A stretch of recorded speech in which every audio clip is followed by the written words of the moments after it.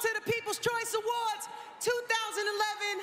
مراسم 37مین جایزه انتخاب مردم در هالیوود بسیار پرجنب و جوش بود.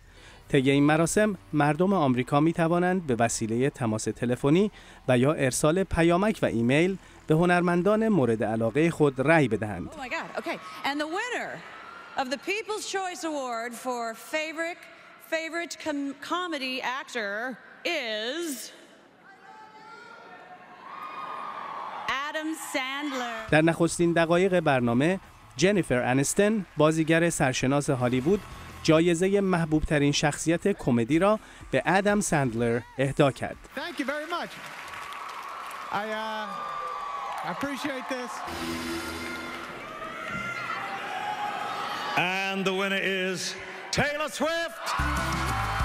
سپس التون جان، خواننده مطرح بریتانیایی، با قرار گرفتن بر روی صحنه جایزه بهترین خواننده زن سال در حوزه موسیقی کانتری را به تیلر سویفت اهدا کرد.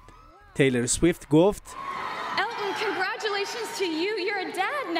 التون، به خاطر پدر شدن بهت تبریک میگم. دریافت این جایزه از دست تو برای من افتخار بزرگیه. همچنین از مردم و طرفدارانم که همواره پشتیبان من بودند سپاسگزارم. سپس سلینا گومز با اجرای یکی از آهنگهایش حاضران را به وجد آورد.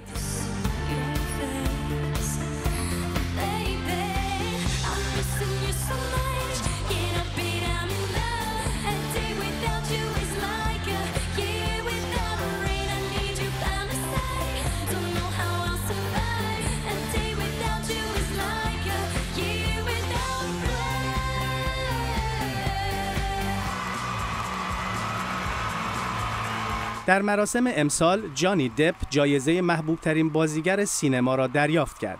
جانی دپ گفت: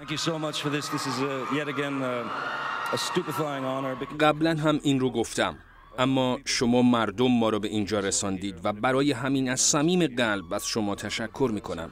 سپس گروه کید راک آهنگی را به طور زنده برای حاضران اجرا کرد.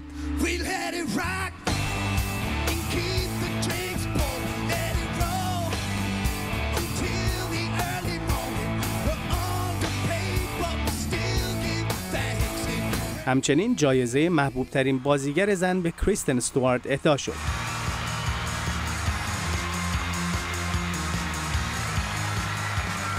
ناتالی پورتمن و اشتون کوچر جایزه محبوب ترین فیلم را به بازیگران فیلم توایلایت تقدیم کردند.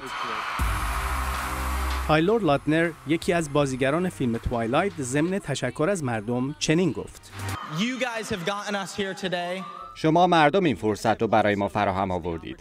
با این جایزه خیلی حال می‌کنیم و از همه شما سپاسگزاریم. گفتنی است کتی پری جایزه محبوب ترین بازیگر زن و همچنین محبوب ترین هنرمند در اینترنت را دریافت کرد.